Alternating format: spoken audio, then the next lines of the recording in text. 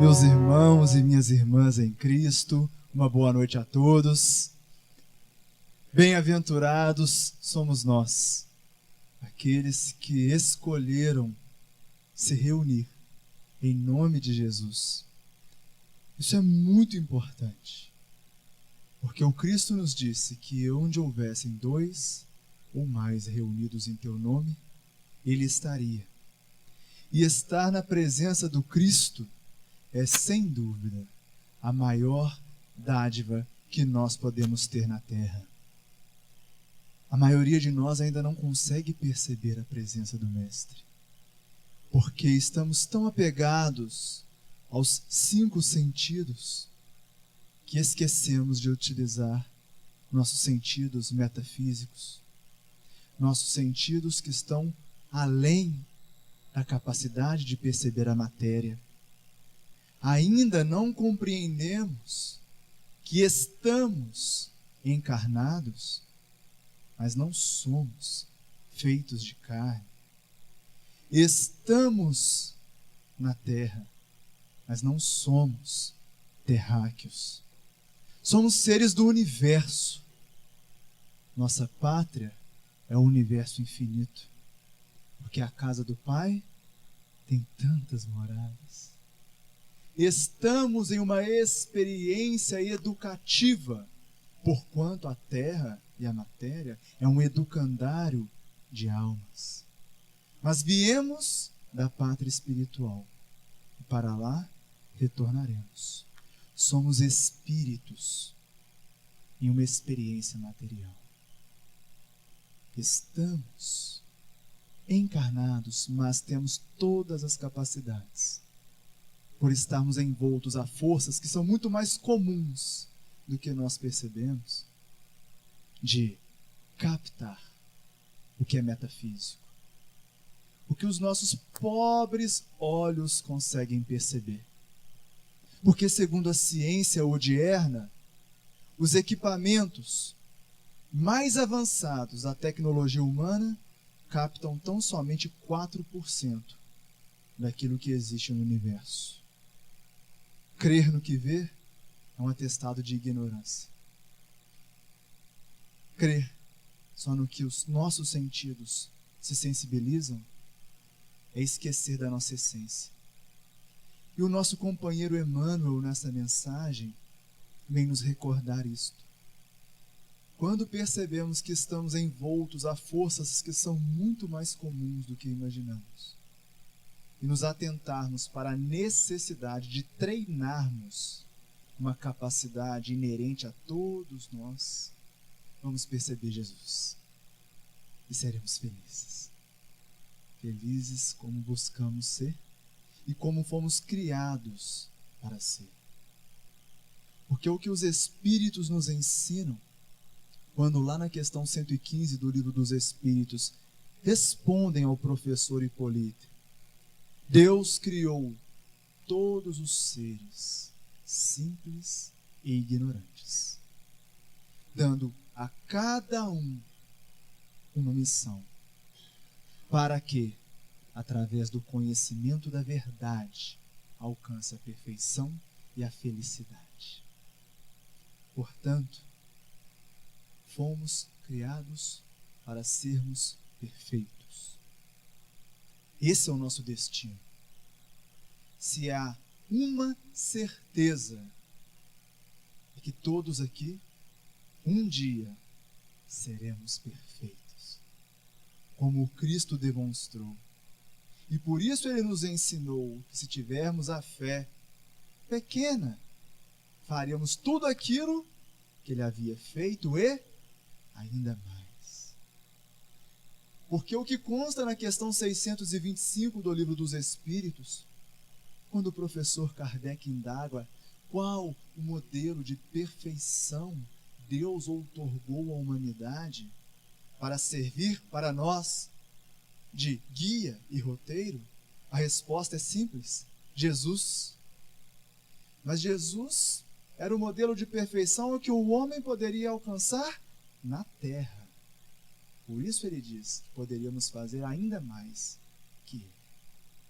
Porque perfeição absoluta só Deus só o Criador. Nós todos somos criaturas e vamos evoluir constantemente. Seremos Cristos. Mas para isso precisamos começar do simples para o complexo, do conhecido para o desconhecido. É a tese de Pestalozzi, aquele que fora mestre de Allan Kardec, em Yverdun, na Suíça. E então nós deixamos uma primeira frase da obra Roteiro, uma obra bendita, da qual nós vamos hoje estudar um breve trecho de um capítulo, e 1 hora é tão pouco tempo para estudar um breve trecho de um capítulo. Imagina uma obra como essa. Por isso precisamos aprofundar para tirar o espírito da letra, como Paulo de Tarso nos lembra, para que então possamos aplicar esse conhecimento adquirido. Emmanuel vai dizer: ninguém se esqueça de que estamos assimilando incessantemente as energias mentais daqueles com quem nos colocamos em relação. Incessantemente. Estamos em sintonia psíquica, assimilando energias mentais, que vulgarmente é conhecido como pensamento, de todos os seres com os quais estamos vibrando naquela frequência parecida. Isso é tão importante, a gente não se dá conta disso na maioria das vezes. Nós não nos damos conta de quando sentimos ódio, seres que sentem ódio se ligam a nós. Se pudéssemos ver, correríamos destes seres. Mas podemos sentir. De que quando sentimos uma intemperança, cólera, ciúmes, nos conectamos a seres que vibram nessa frequência. E aquele sentimento vira um pensamento. Porque é isso que Emmanuel ensina. Lá na obra Seara dos Médiuns, no capítulo 2, ele vai dizer: desejando, sentes. Sentindo, pensas. E pensando, realizas. Fazendo ou falando. Tudo começa na nossa vontade, no desejo. Alavanca da vontade, diz André Luiz, que se transforma em um sentimento, que dá a capacidade e característica vibrátil do pensamento. E quando pensamos em frequências parecidas, entramos em sintonia. E com quem estamos em relação psíquica? Ah, se pudéssemos ver. Tomaríamos muito mais cuidado com o que desejamos, sentimos, pensamos. No mundo material, nós já estamos nos esforçando para não fazer, e já é ótimo. Mas ainda pensamos e sentimos quando não fazemos ou falamos, e depois ainda temos a ignorância de dizer o seguinte: eu não pensei. Pensou sim.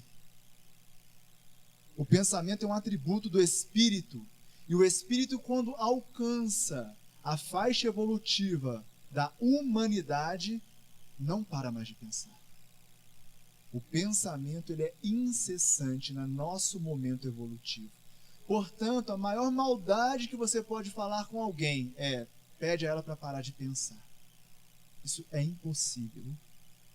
Nós não conseguimos parar de pensar.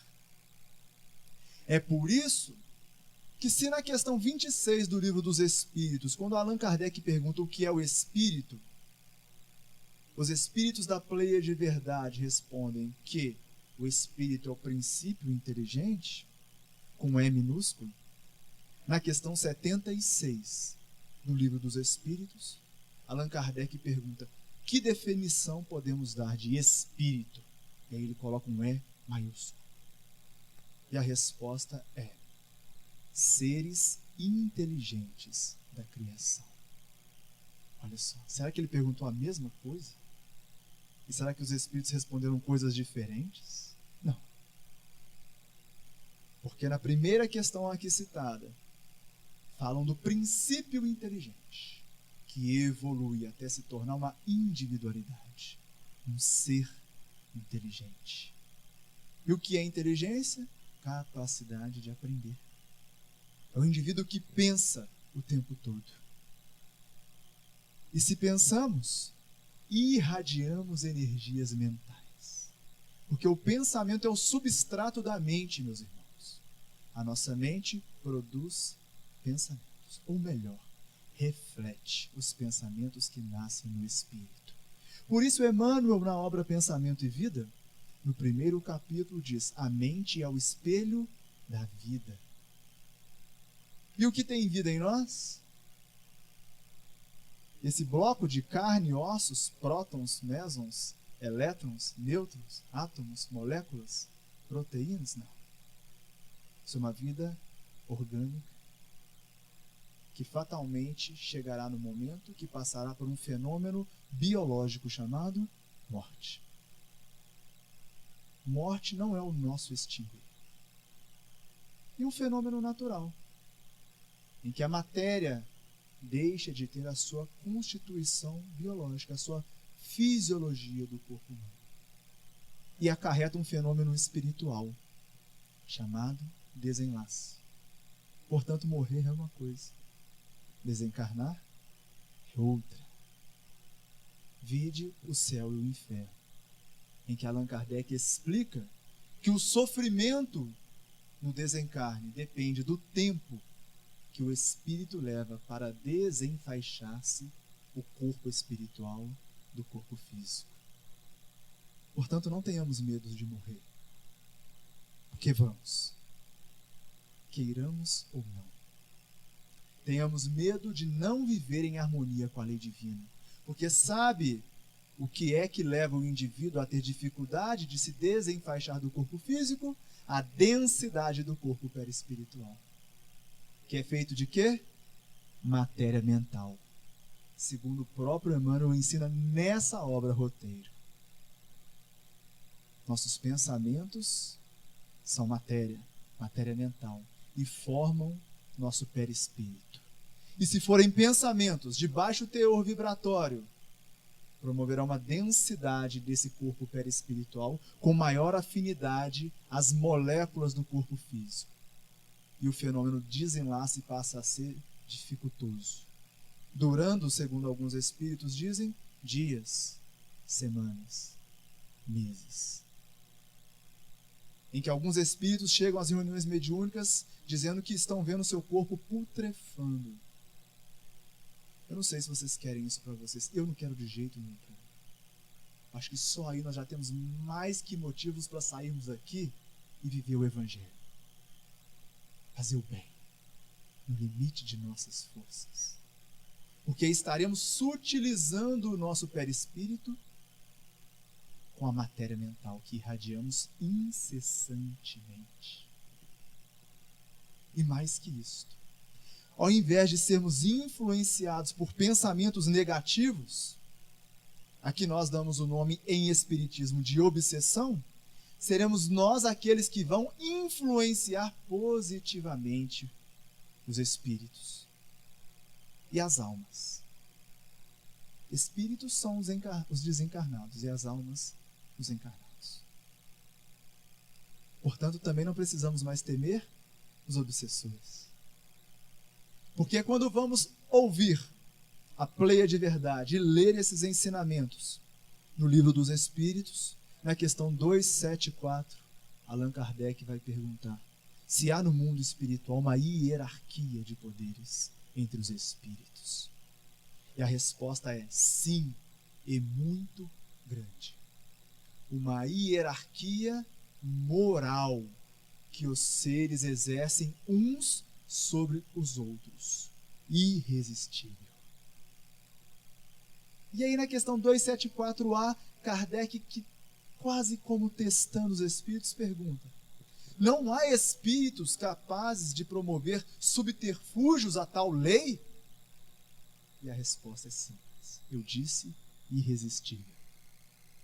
Tem quem manda, tem quem obedece. Tem quem influencia e tem quem é influenciado. Existe uma hierarquia e ela é moral. Porque aquele que é hierarquicamente mais moralizado tem uma energia mental mais vigorosa e influencia. É por isso que no item 46 da Gênese, lá no capítulo 14, Allan Kardec vai dizer que a transformação para melhorar-se por si só, na maioria das vezes, basta para deixarmos de sofrer a influência dos maus espíritos. Olha só. Tomara que um dia não precisemos mais de reuniões mediúnicas de desobsessão na Terra. É sinal que nós já estaremos nos esforçando por nos melhorar. Então vamos tentar entender este contexto. Estudar um pouco para não ficarmos tão só em palavras, porque o Espiritismo trata-se também de fatos, de uma doutrina moral filosófica que adveio de uma ciência experimental. É assim que Kardec define lá no preâmbulo do livro O que é o Espiritismo. O que é o Espiritismo? Começa Emmanuel, então. Vamos estudar o capítulo. Indiscutivelmente, a mediunidade, no aspecto em que a conhecemos na Terra, é a resultante de extrema sensibilidade magnética. Embora, no fundo, estejamos informados de que os dons mediúnicos, em graus diversos, são recursos inerentes a todos. Emmanuel está dizendo uma coisa muito simples: todos somos médiuns. E não é nenhuma novidade. Allan Kardec, lá no item 182 do Livro dos Médiuns, quando ele trata dos médiuns inspirados, vai dizer exatamente isso. Temos graus diferentes, alguns com mais sensibilidade, mas todos nós captamos e somos influenciados pelos Espíritos e também influenciamos. E aqui nós vamos entender as leis que regem essa fenomenologia, essa ciência. Porque aqui não tem nada de místico, nada de oculto, nada de proibido. Muito pelo contrário. É algo que acontece muito mais do que nós imaginamos. Não é? Questão 459. Influenciam os espíritos em nossos pensamentos? Oi? Isto, na maioria das vezes, são eles quem vos dirigem. De ordinário, são eles quem vos dirigem. A questão é, estamos sendo dirigidos por que tipo de mentes? Estamos em sintonia com que tipo de energia mental? Que forças comuns estão nos influenciando? Isso tudo é ciência, gente. Tanto é ciência que quando você coloca em prática, você percebe os efeitos das suas ações. Na prática. O Espiritismo não se trata de uma tese pré-concebida. Se trata de um corpo doutrinário baseado em experimentações e observações feitas por Allan Kardec por 14 anos, utilizando do método da concordância e universalidade do ensinamento dos Espíritos. A partir daí teceu-se algumas recomendações. Se somos todos médiuns, por favor, paremos com o medo dos espíritos, porque ter medo de espírito não vai resolver a influência deles sobre nós. Não desejar a influência dos espíritos não vai diminuir. Ah, eles não querem, então tá, não vou influenciar. Ah, se fosse fácil assim. Não é? Muito pelo contrário. O que pode e vai nos libertar do medo e da influência negativa é o conhecimento. E por isso Allan Kardec, na introdução do Livro dos Médiuns, na primeira frase, diz que a ignorância dessa ciência é que tem levado as pessoas aos óbices, às dificuldades na relação com os espíritos. Só que a relação com os espíritos não acontece dentro da reunião mediúnica só não, gente. Acontece o tempo todo. Incessantemente. Será que por isso Jesus nos orientou? Vigiai e orai. Para quê? Não caiais em tentações. Cair. Por que será cair? Então vamos observar o que Emmanuel trabalha sobre esse conceito de mediunidade genérica, ok? Não da mediunidade que hoje nós chamamos de ostensiva, que são aquelas que advêm de fenômenos patentes, observáveis. Esses são os mais sensíveis e é necessário diferenciá-los. Mas todos somos médiuns. Então Emmanuel vai dizer, olha que dado interessante, mais de 2/3 dos médiuns do mundo jazem ainda nas zonas de desequilíbrio espiritual, sintonizados com as inteligências invisíveis que lhes são afins. Reclamam, em razão disso, estudo e boa vontade no serviço do bem, a fim de retomarem a subida harmônica aos cimos da luz. Ou seja, 2/3 de nós aqui está ainda em processo de relação psíquica com os nossos obsessores. É isso. E que tão somente o estudo e a boa vontade empreendida no trabalho no bem vai nos dar a condição de erguermos, subirmos aos altos ou ao alto da luz, de forma harmônica. Desde que o mundo é mundo, relaciona-se mediunidade à loucura, às psicopatologias, ao indivíduo que não tem uma saúde mental adequada. Allan Kardec, ele foi muitas vezes levado a, segundo julgo das pessoas, a ser considerado como alguém que criava loucos na França, dada a ignorância das pessoas. E ele fez um estudo estatístico, demonstrando que aqueles que estudavam e que se transformavam moralmente enquanto médiuns, melhoravam-se. Mas era um estudo ainda muito limitado, dada a ciência da época. Ainda hoje, muitos médiuns são tidos como loucos, a maioria. E o que nós estamos percebendo aqui, que na verdade são mediunidades expiatórias, dado ao nível evolutivo do médium. Mas que se esse indivíduo utiliza da mediunidade, estudando e praticando ela a favor do bem, ele se dissocia dessas forças negativas e encontra a luz, vai ao mais alto. Então vejamos que interessante o que Emmanuel fala e o que hoje se observa cientificamente. Essa é uma proposta para o CID-11, feito pelo Núcleo de Pesquisa em Espiritualidade e Saúde, um núcleo da Universidade Federal de Juiz de Fora, com um pesquisador da Suécia. Eles estudaram médiums treinados em centros espíritas. São psiquiatras que fizeram uma análise de um grupo controle, pessoas normais, e médiums treinados. E avaliaram o nível de condicionamento psíquico, de saúde mental desses dois grupos. Pegaram 300 médiums de São Paulo e fizeram uma anamnese com eles. Vamos observar os resultados para a gente ver o quanto a gente fala, às vezes, sem saber. E às vezes os próprios cientistas dizem usar a ciência em favor da sua ignorância.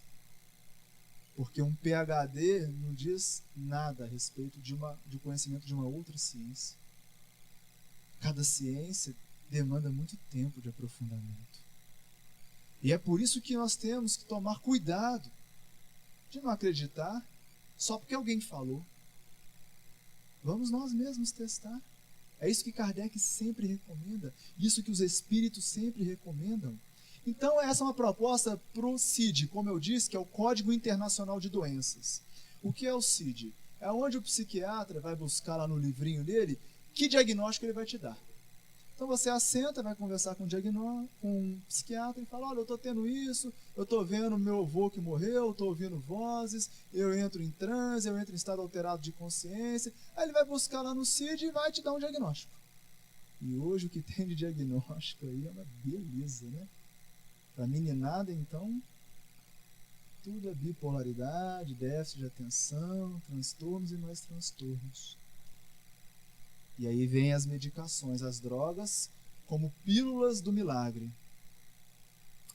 Depois eu vou falar um pouquinho do que nós temos feito na prática. No CAPS, de Conselheiro Lafayette, e com indivíduos que chegam à casa espírita em que nós trabalhamos e que, no fundo, são médiums desequilibrados. E que, quando estudam e que, quando usam essa capacidade no bem, recebem alta dos psiquiatras, o que, segundo os próprios psiquiatras, é pouco comum. Tão pouco comum que hoje nós temos um psiquiatra trabalhando conosco no nosso grupo de estudos. Porque é disso que se trata. Não é dizer para o psiquiatra, é porque eu creio, porque está no livro dos Espíritos. Ele vai rir da sua cara. Olha, eu tenho dados, eu tenho fatos para te mostrar. Vamos estudar com a gente, observa você, que é isso que o Espiritismo propõe. E aí, o que a sua ciência pode contribuir com a nossa? E nós vamos nos dar as mãos e contribuir para o bem. Porque hoje, as doenças psíquicas acometem um grande percentual da nossa sociedade. 90% dos casos de suicídio estão ligados à depressão. Então é algo importante. Muito importante. E será que são doenças psíquicas de fato? Porque podem ser, mas podem não ser. E aí o trabalho em conjunto, ciência e o Espiritismo, que hoje é a ciência que melhor investiga e estuda os fenômenos psíquicos e metapsíquicos. E é por isso que esse trabalho foi feito. O que eles querem demonstrar? Diferença entre experiências espirituais psicóticas não patológicas, olha lá, e transtornos mentais. Ou seja, todo fenômeno metapsíquico é um transtorno psicológico, patológico? Não. É o que hoje já se propõe. Que não é só porque o indivíduo vê algo que aqui ninguém está vendo que ele é louco. Que ele ouve vozes, que ele é um esquizofrênico, que aquilo precisa ser investigado primeiro, com mais cuidado. Então, a partir daí, vai se desenvolvendo um novo Código Internacional de Doenças. Mas vejamos os resultados, vamos aos fatos. Porque se tem uma verdade é que contra fatos não há argumentos. Os médiuns relataram altos níveis de experiências psicóticas e dissociativas, incluindo uma média de 4 sintomas schneiderianos de primeira ordem, geralmente considerados na literatura psiquiátrica como sugestivos de esquizofrenia. Tais experiências, no entanto, não tinham correlação com outros marcadores de transtornos mentais, como adaptação social, depressão, ansiedade ou queixas psicossomáticas e história de abuso na infância. Ou seja, apesar do indivíduo, em tese, ter alguns índices de transtorno psiquiátrico, que poderia levar a um diagnóstico de esquizofrenia, ele tinha uma vida comum. Ele tinha trabalho, ele tinha família, ele não ficava dando transe na rua, na fila do banco. Não, ele tinha hora e lugar para que isso acontecesse, para que esses sintomas schneiderianos acontecessem. Então veja, ele não aqui poderia ser considerado um paciente psiquiátrico, apesar de ter experiências psicóticas. Ou seja, ver ou ouvir coisas que a maioria das pessoas não viam nem ouviam. Bom, não parou por aí. Se meu amigo passar aqui, nós vamos. Beleza. Os médiuns apresentavam melhor ajustamento social do que o grupo controle, ou seja, os normais. Se é que existe normal nesse mundo, né?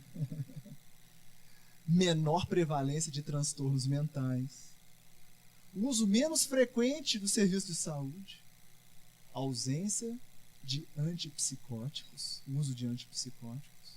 menor prevalência de histórico de abusos físicos ou sexuais na infância, menos sonambulismo, menos características secundárias de transtorno dissociativo da individualidade e menos sintomas de transtorno de personalidade limítrofe.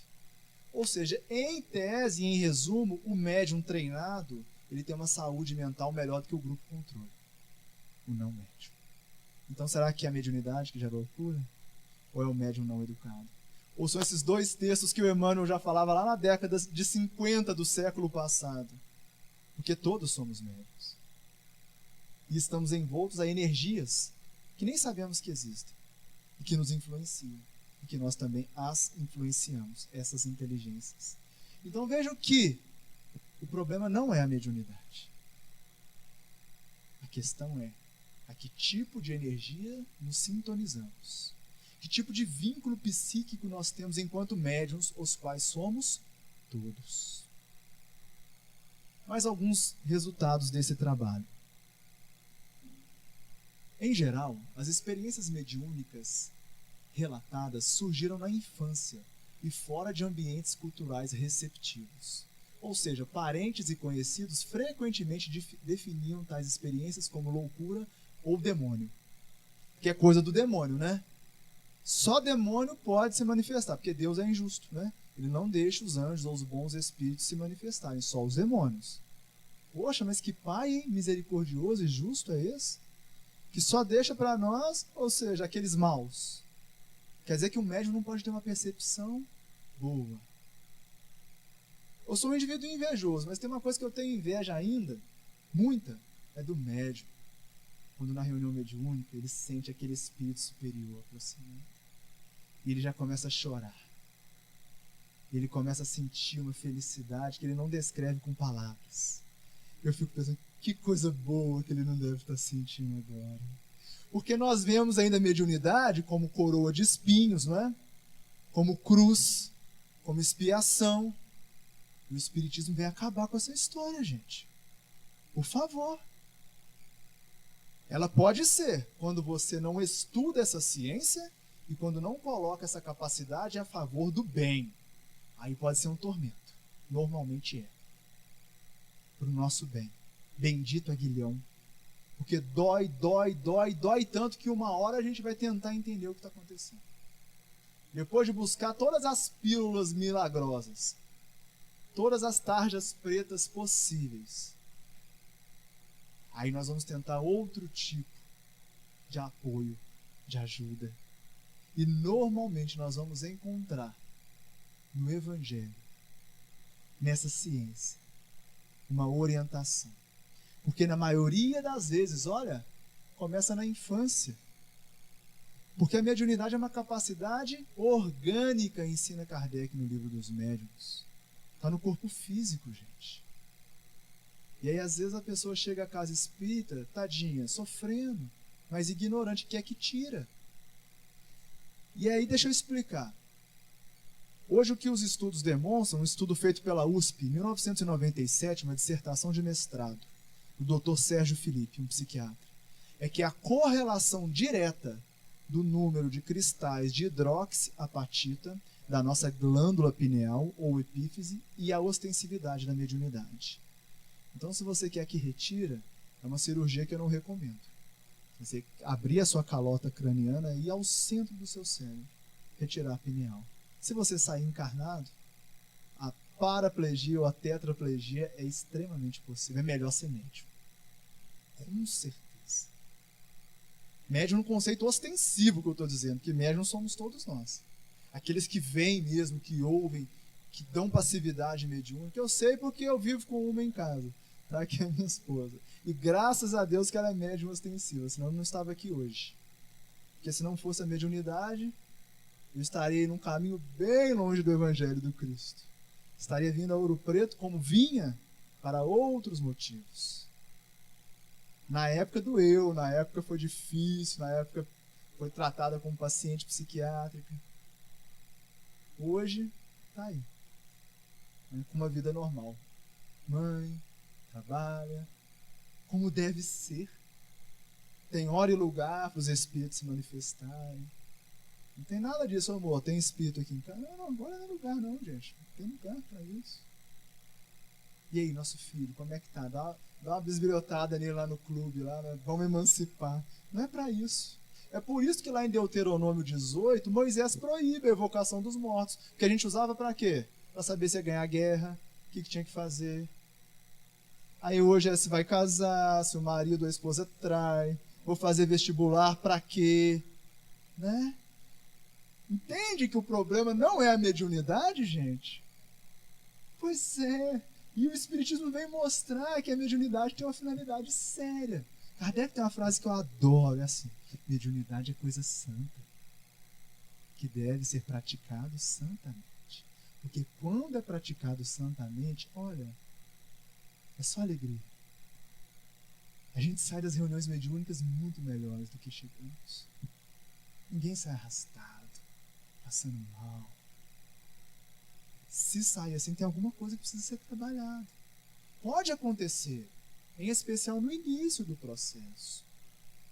Quando a gente vai falar, em todos os lugares, a gente sempre vê, tem gente que dá uma sonolência, pesca, dorme. Isso é normal. Isso são as forças mentais a que nós estamos em sintonia, que não querem que vocês ouçam o que eu estou falando, o que o orador está falando, tá? E quem tem dúvida disso, lê o livro Nos Domínios da Mediunidade. O André Luiz está numa palestra como essa e narra o que acontece nesse momento. E tem uma lá cochilando, e ele mostra o espírito influenciando, sob hipnose. Isso é um efeito hipnótico.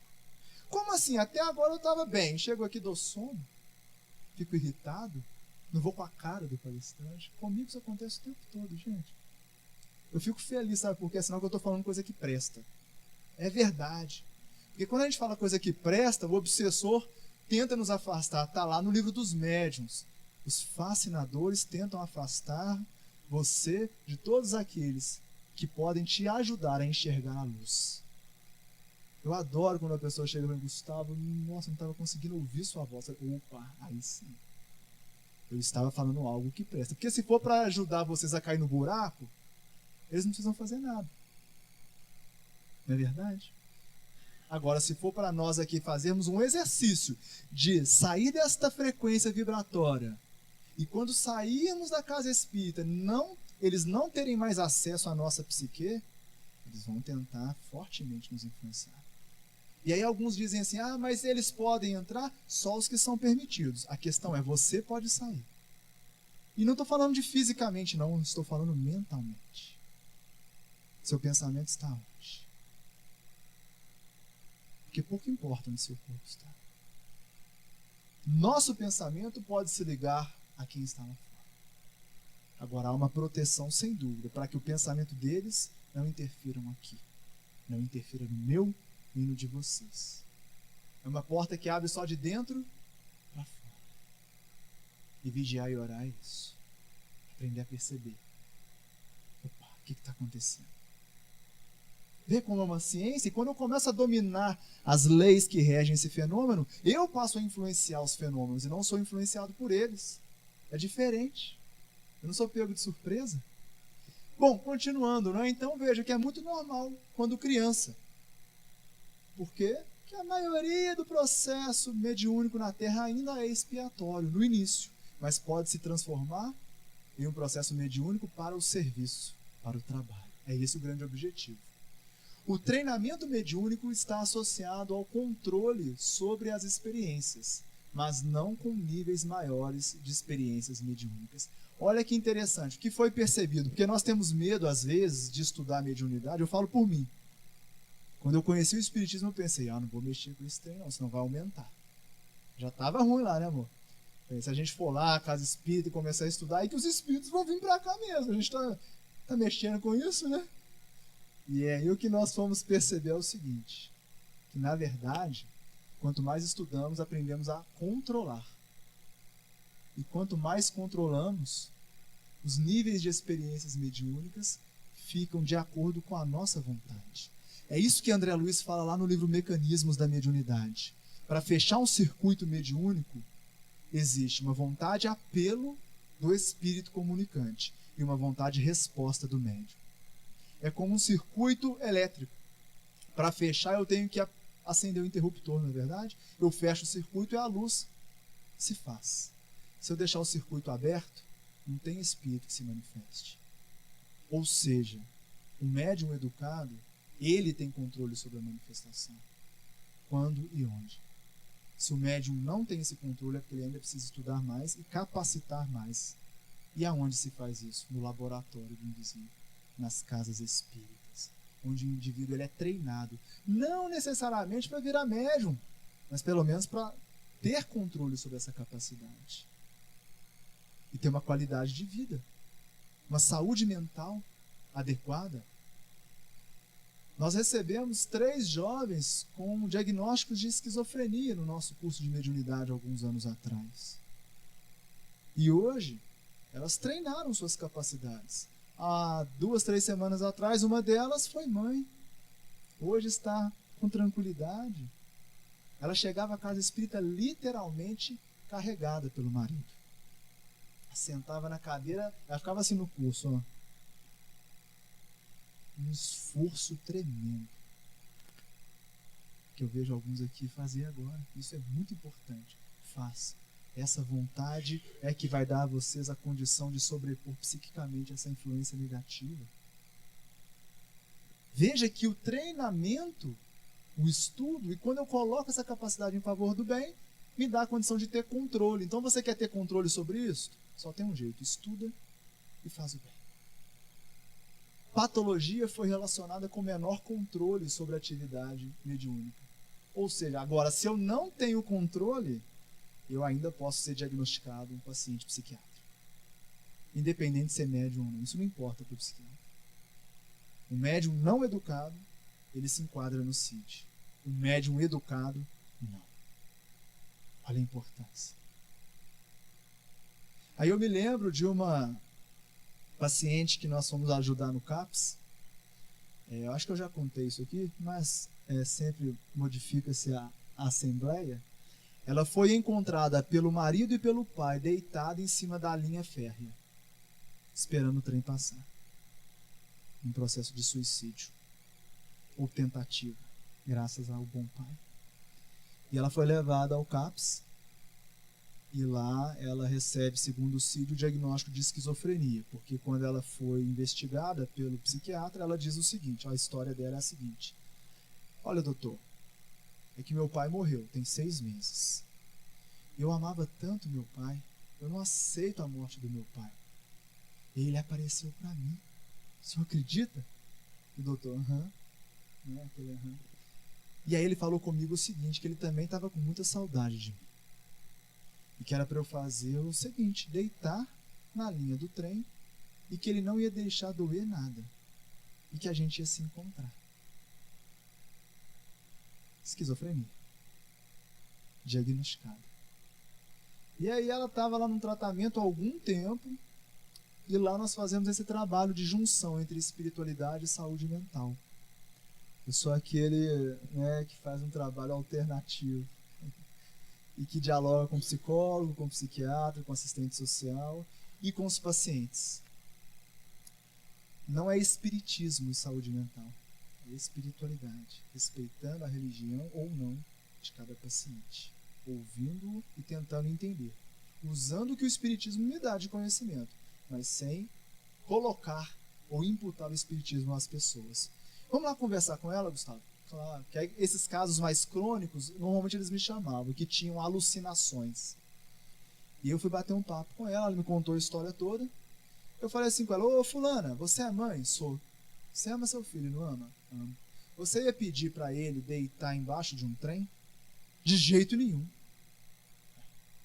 Você acha que seu pai ia te pedir para fazer isso? E ela era muito católica. E aí eu fui buscar dentro da teologia católica a referência dela, gente.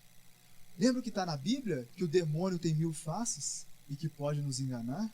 Esse não é seu pai, eu te garanto. Mas uma coisa eu te garanto, você viu e você ouviu, você não é louca. Aí ela, graças a Deus que você acredita em mim, Gustavo. Que aqui ninguém acredita. Mas sabe o que eu estou fazendo? Eu falava que continuava a ver ele e o doutor me dava mais remédio. Eu ficava toda grogue. Eu sou mãe, eu tenho que cuidar de casa. Eu comecei a mentir. Eu falo que não estou vendo, mas eu estou vendo. e ele vai reduzindo as drogas. Aí eu pensei, esse tratamento não pode funcionar. Baseado numa relação dessa, de mentira, que diagnóstico fraudulento é esse? Aí esse amigo psiquiatra que hoje está conosco no trabalho diz, é assim mesmo, Gustavo. O paciente diz o que o médico quer ouvir e o médico fala o que o paciente quer escutar.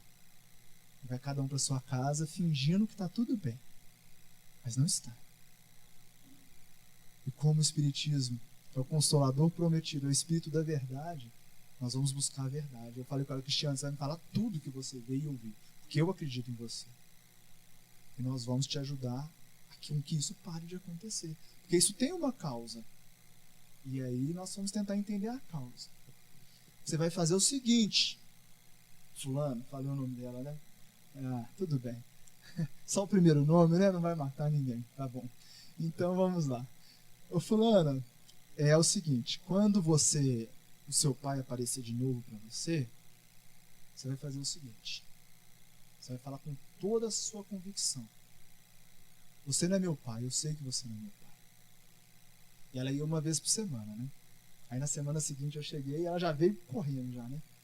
Eles me chamam de doutor Gustavo. Doutor Gustavo, doutor nada, né? Eu sou só um irmão, né? Minha função é de irmão. Aconteceu um negócio muito interessante. Chegou um homem lá, parecendo com meu pai. Eu falei, você não é meu pai. Na hora ele mudou. E virou um homem de capa preta. Eu falei, é mesmo? Te falei que não era seu pai? Tá vendo que você não pode dar ouvido a todo mundo que aparece para você? Mas que você tá vendo, eu tenho certeza.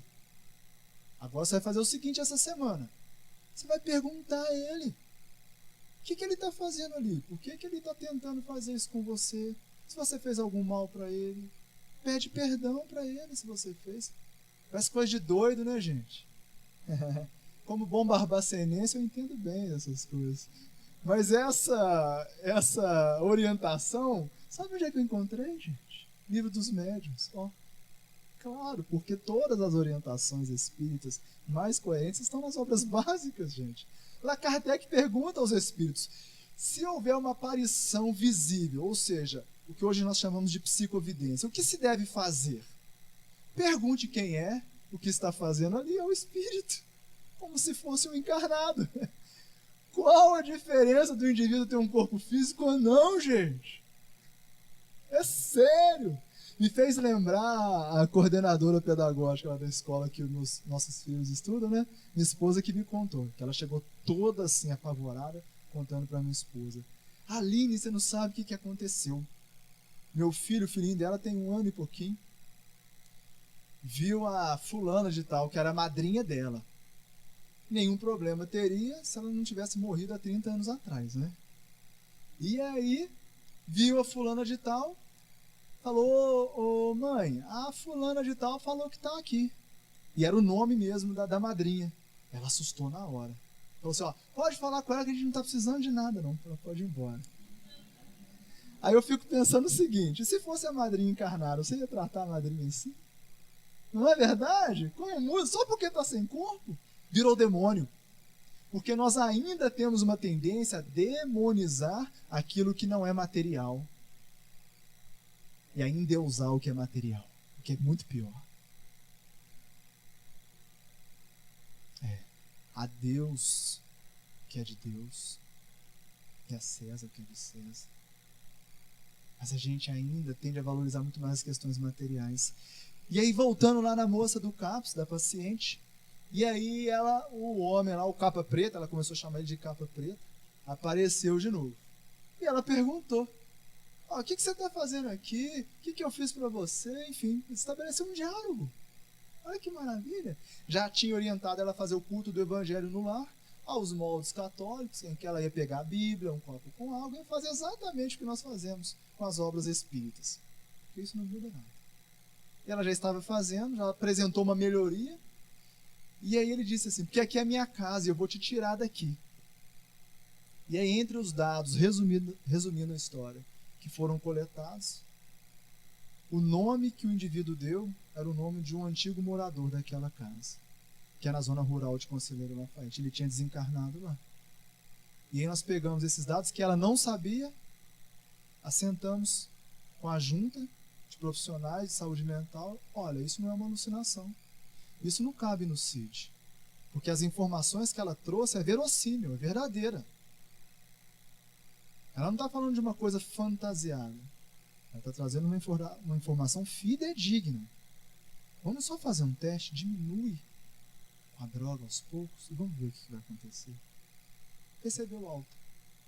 2 meses depois, é o desmame, né, que é natural. Recebeu alta, parou de ver o capa preta, parou de ver o pai. Quer dizer, no caso dela não dava para trazer para casa espírita, eu respeitei, né, a religiosidade dela. Mas aqueles que chegam aqui, olha só o quanto nós podemos fazer dentro de uma casa espírita. Se não CAPES nós podemos educar a mediunidade, gente. Porque no fundo não é educar a mediunidade, mas é evangelizar o ser. Imagina numa casa espírita, que maravilha que nós não podemos fazer quando nós lançarmos mão dessa ciência. Ou seja, para não sermos chamados loucos. Experiências de incorporação correlacionam-se com melhores índices de ajustamento social e menos sintomas psiquiátricos, gente. O indivíduo que dá passividade, segundo esse estudo, tem uma saúde mental maior do que a população controle ou não médium ostensivo. E também está ligado a experiências auditivas e de psicografia. Bom, esse é o primeiro ponto dessa lição. Ou seja, a maioria das mediunidades são expiatórias no início. Se o indivíduo estuda e trabalha no bem, isso melhora. Os índices de saúde mental estão mais correlacionados ao estudo e prática da mediunidade do que simplesmente omitir esse fato da sua vida. Fingir que você não vê, que você não ouve, ou pedir para tirar. Resumidamente, é isso que Emmanuel está trazendo. E a ciência corroborou. Por isso que Kardec falou com muita propriedade, né? Se um dia a ciência provar que o espiritismo está em erro, fica com a ciência. Foi isso que Kardec disse. O que nós temos visto é que a ciência tem corroborado as informações dos espíritos. Bom, gente, 9h05 já, hein? Passou, nossa. Mas tá bom, deu para estudar um parágrafo, né? Já valeu. Tem mais alguns da mensagem, nós vamos voltando outras vezes, não tem problema. Ouro Preto é logo ali, não, já falei que vai alugar uma kitnet por aqui, né? A gente vem e fica tranquilo. Mas só para nós fecharmos então.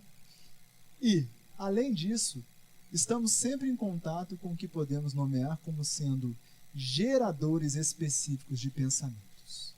Através deles, outras inteligências atuam sobre a nossa. Um livro, um laço afetivo, uma reunião ou uma palestra são geradores dessa classe. Aquilo que lemos, as pessoas que estimamos, as assembleias que contam conosco e aqueles que ouvimos influenciam decisivamente sobre nós. Diga-me o que pensas, é ao contrário, te direi com quem andas. Então, fiquem atentos. Aquilo que vocês ouvem, veem, falam, os lugares que frequentam, isto vai influenciar nos seres com os quais vocês se relacionam. E é por isso que eu só posso agradecer a Deus, sem aqui recriminar ninguém, cada um está no seu momento. Mas quando há 18 anos atrás eu vim aqui para tocar no carnaval, para fazer rock, e hoje eu venho aqui para divulgar a doutrina espírita, são coisas que só eu sei o quanto mudou a minha vida. O quanto eu achava que era alegre e era triste, e quanto hoje eu sou feliz. Mesmo a maioria dos meus amigos daquela época não entendendo. Mas eles vão entender um dia, porque um dia todos nós vamos despertar para uma fé raciocinada, para entendermos o que viemos fazer na Terra, porque em suma, meus irmãos, segundo atestam os Espíritos, na questão 167 do Livro dos Espíritos, o objetivo da reencarnação é o melhoramento da humanidade. Nós estamos aqui para nos melhorarmos, para progredirmos. E isso não deve ser feito de uma maneira abrupta. Sejamos hoje um pouquinho melhor do que fomos ontem, e amanhã um pouquinho melhor que estamos hoje. E assim nós vamos começar a gozar de uma relação psíquica com seres angélicos, sim. Vamos começar a sentir uma alegria, uma felicidade que, olha, O mundo não nos dá.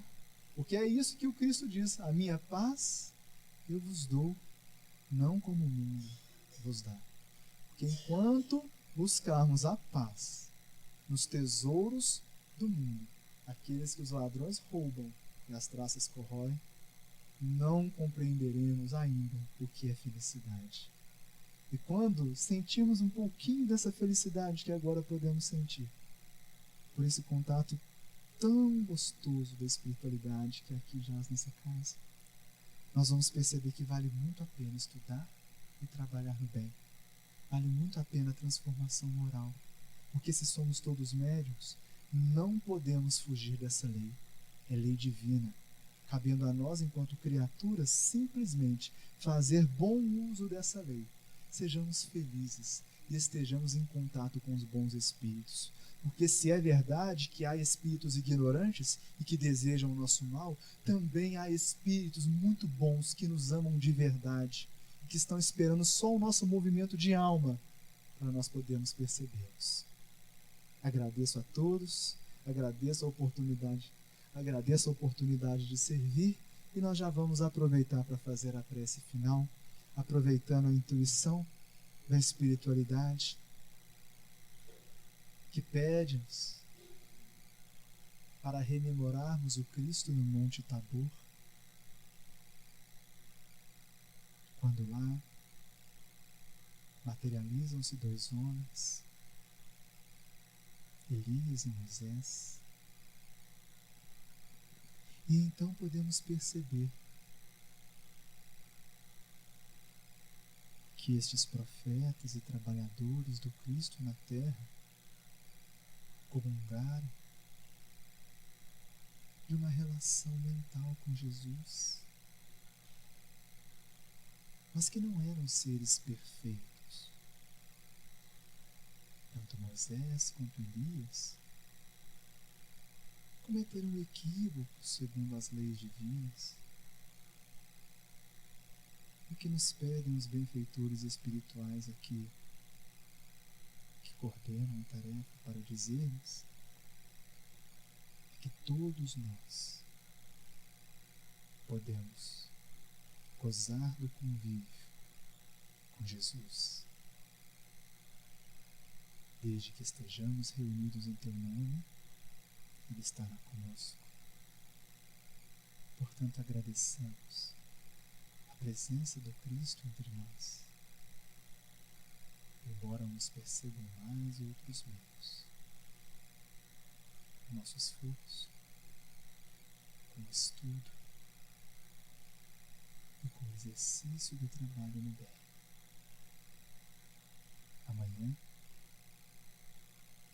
poderá senti-lo mais e mais, até que possamos um dia repetir com Paulo de Tarso: já não somos mais nós quem vivemos, mas eis que o Cristo vive em nós. Que a paz do Rabi Belém seja conosco, e que assim seja.